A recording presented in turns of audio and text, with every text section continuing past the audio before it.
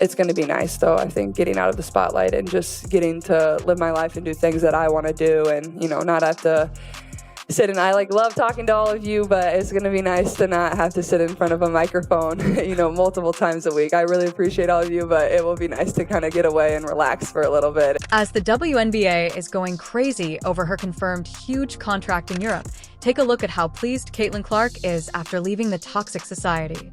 I keep getting notification in people commenting under my shorts videos that Caitlin Clark's gone. She's left the WNBA. What is going on? I don't believe that. What started out as a rumor has turned into a harsh reality, and the league is in such a panic that they have even sacked Christy Sides from the Indiana Fever. Christy Sides' time as the coach of the Indiana Fever is very likely coming to an end. It looks like they are trying to completely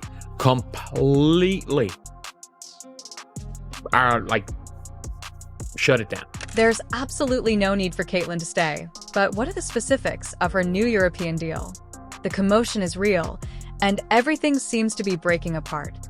Let's examine her Nike contract with the WNBA, what will happen with it, and how the legal proceedings will proceed. There are already so many players heading overseas to play during the off-season. Does she have the build to play in the WNBA? From the beginning, it was evident that the WNBA should focus entirely on building their future around Caitlin Clark. However, they have managed to make a huge mess of things, and now that Clark is leaving for Europe, they are in complete panic because they're going to lose the league's cash cow. She's just not built for the physicality of this league. Yeah, and she's not quick enough to get away from the physicality. If you're wondering why, let's talk about Caitlin's rookie season. To say it was incredible would be an understatement. She wasn't just good, she was electrifying. Her three-point shots were coming from a different time zone, her court vision was ridiculous, and the fans were swarming the arenas. People are tuning in. Now, I'm not going to lie to you. I have not tuned in 1 second since Caitlin Clark was eliminated, but that's not unusual for television ratings that broke records. Caitlin Clark was in full force when she gave the WNBA much-needed attention and brought them into the spotlight, whether they were prepared for it or not. She wasn't just a rookie, though. She was the one who had the potential to take the league to new heights, and they did nothing to appease her. But yes, she will have a target on her back as well. Behind the scenes, the story was different. Clark was undoubtedly increasing the WNBA's viewership, but rather than receiving the respect she deserves, she was practically thrashed on the court every night as veterans came for her flagrant performance. The league was sitting there with popcorn, watching everything unfold, as if they were unaware that she was their golden goose until, oops, she was gone. She's been box office, she was the main attraction, and there were so many storylines that's been associated with her. Most recently, the whole thing with her and Cheryl Swoops, even though it really wasn't her. It was Cheryl Swoops and all this. Every time you turned around, there was something that she had to deal with. Now that Caitlin has had enough, she is packing up and leaving for Europe, where she will likely be treated like the basketball princess she is. Meanwhile, the WNBA is panicking, wondering how in the world they can manage to keep fans engaged. Mark, an ESPN question, is having a tantrum while attempting to act as though they have any influence over the situation. Spoiler alert, they don't. Get caught for some technical fouls. She struggled with physical defense she's faced at the professional level and voiced frustration with the league's officiating, recently telling reporters, quote, "I feel like I'm getting hammered and everybody is physical with me, and opponents get away with things that other people don't get away with." That's what Caitlin Clark said. Clark is done with the disrespect, the lack of protection, and the WNBA's belief that they could coast on her talent without really helping her. Let's not forget what she endured while playing in the league. It wasn't your average rookie roughing up. Instead, it was next-level brutality. At times, it appeared as though Clark was being tackled, and the referees were utterly incompetent. It's no wonder that she began calling them out in interviews, saying she felt like she was getting hammered out there, and she wasn't exaggerating. I keep getting notification in people commenting under my shorts videos that Caitlin Clark's gone. She's left the WNBA. What is going on? I don't believe that. The WNBA allowed other players' jealousy to run wild instead of intervening to defend their best player. Veterans weren't coaching Clark. Instead, they were making fun of her. It wasn't just about basketball anymore. It was personal, and the league just stood by and did nothing while now paying the price. The WNBA had every chance to make Caitlin Clark the face of women's basketball and build their entire brand around her, but instead they let her get beaten up on the court and ignore her value. Now that she's gone, they're in disarray as they try to figure out how to keep people watching without their biggest star.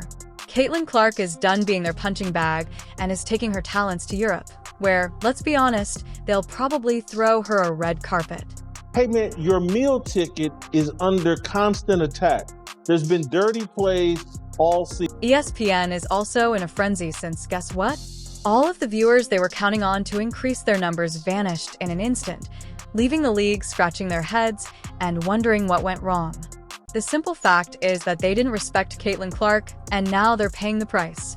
Not only is Clark's decision to move to Europe a victory for her, but it serves as a wake-up call for the WNBA and ESPN, who took her for granted and now have nothing better to do than act outraged as the athlete who will shape their future leaves them in the dust. Those guys, they're the racists when really y'all are the racists. The people coming up with excuses to hate Caitlin Clark and the new fan base that she brought. When Caitlin Clark exploded into the WNBA scene, ESPN was living the dream. It was obvious that she wasn't just another rookie. Rather, she was a game changer from the moment she set foot on the court. ESPN went all out to promote Caitlin Clark as the next big thing in women's basketball because they saw dollar signs for future headlines and a swarm of new fans eager to board the Caitlin Clark bandwagon. And guess what? It worked. Clark's games are instant. She was their golden ticket, and they loved every minute of it as Blockbuster's viewership figures soared and ESPN rode that wave like it was the only show in town.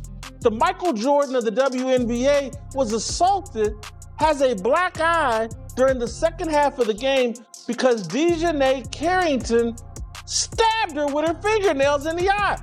Play the, I believe it's, side 11. Could we just play this on a loop? I'm not exaggerating. However, we must not overlook Chelsea Carter's little stunt, which is a classic because after she poked Clark's eye, nearly blinding her for the duration of the playoff game, there was no ejection or actual punishment meted out. It seemed as though the WNBA's Casual Tuesday was the message that the season was open on Caitlin Clark and that no one was intervening to stop it. And then all of a sudden your hand turns downwards and straight into the eye of the biggest star in the WNBA. It's not a natural act. And I called it out yesterday in real time watching the game. Like, hey, that was on purpose.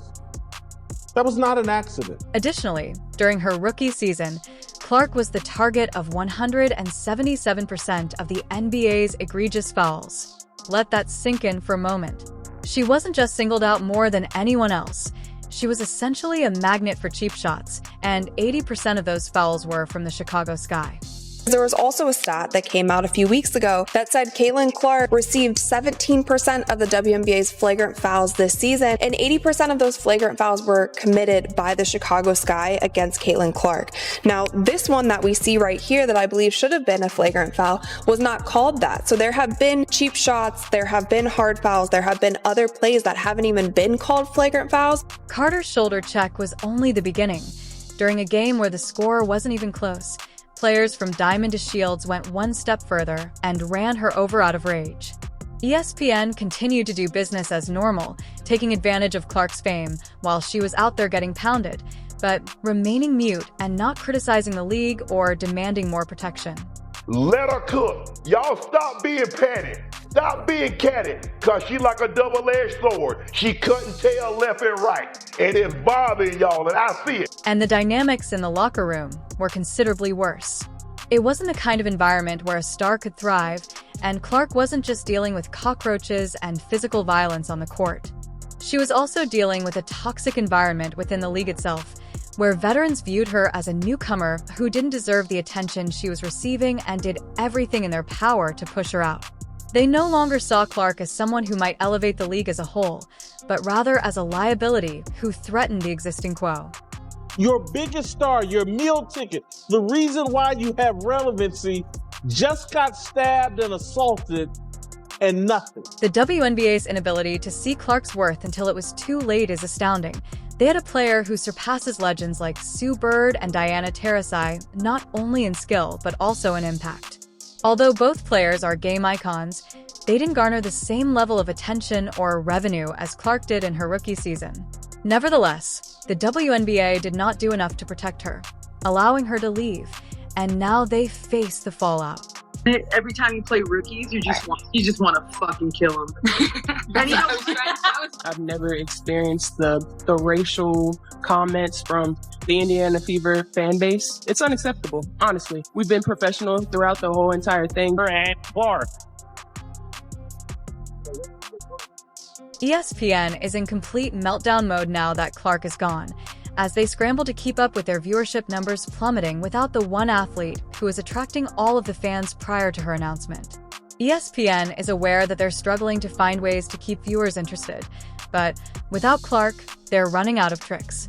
WNBA games featuring Clark drew close to 2 million views, while the rest of the league barely made it with 400,000. Even worse, ESPN is aware that they could have done more. They could have used their enormous platform to criticize the WNBA for allowing their biggest star to be thrashed night after night and demand better officiating and harsher sanctions for the players pursuing Clark, but instead they did nothing. They just sat back, heightened the drama, and continued to count the viewers as they picked up the pieces, now wishing they had taken action while they had the chance.